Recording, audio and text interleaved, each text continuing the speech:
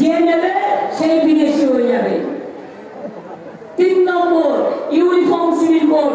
আপনারা কি জানেন তপশিলীদের সংরক্ষণ তুলে দেবে, ওবিসিদের তুলে দেবে, আদিবাসীদের তুলে দেবে, সংখ্যালঘুদের অস্তিত্ব তুলে দেবে।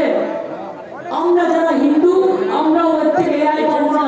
হিন্দু, মুসলমান, শিখ, খ্রিস্টান সবাই চলে যাবে, একমাত্র মোদি থাকবে, আর মোদির কয়েকটা গুন্ডা থাকবে, আর দেশে কেউ থাকবে না।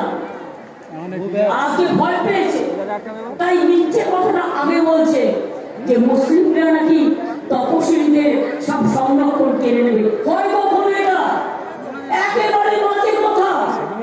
মুসলিমরা আপনার